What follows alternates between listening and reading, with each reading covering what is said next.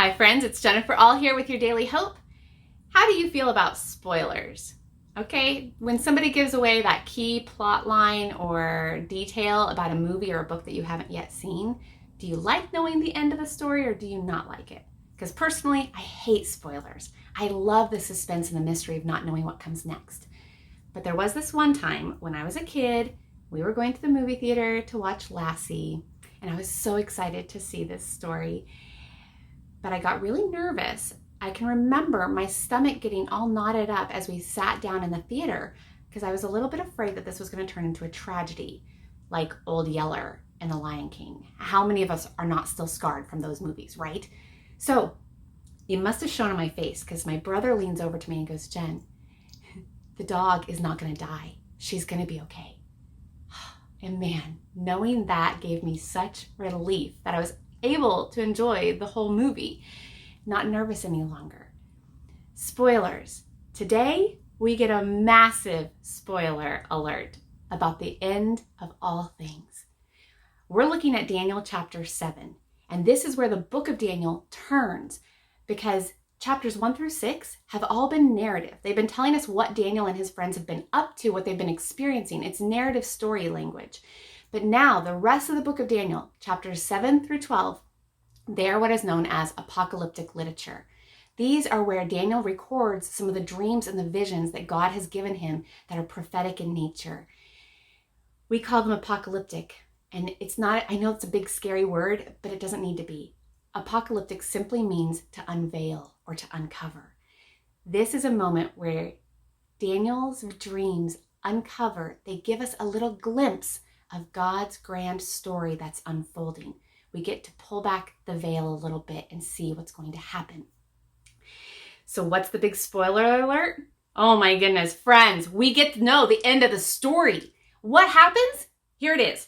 Okay, evil, dark forces, they make a power play for ultimate dominion over everything. Okay, and one particular ruler, he is going to rise, and he is extremely boastful and deceptive and just slimy and so powerful, okay? But the big twist is this, that the Ancient of Days and his Messiah will vanquish this ruler, will vanquish the forces of darkness. They conquer all. There is no competition. It's the most anticlimactic cosmic battle ever because there's no competition. Let me read it for you. I'm reading Daniel chapter 7, verses 9 through 14. As I looked, this is Daniel, as I looked in his dream, thrones were set in place and the Ancient of Days took his seat. His clothing was as white as snow. The hair of his head was white like wool. His throne was flaming with fire and its wheels were all ablaze. A river of fire was flowing, coming out from before him. Thousands upon thousands attended him. 10,000 times 10,000 stood before him. The court was seated and the books were opened. Then I continued to watch because of the boastful words that this other ruler, this puny Antichrist figure was speaking. I kept looking until the beast was slain and its body destroyed and thrown into the blazing fire. In my vision at night, I looked, and there before me was one like a son of man coming with the clouds of heaven. He approached the Ancient of Days and was led into his presence. He was given authority, glory, and sovereign power.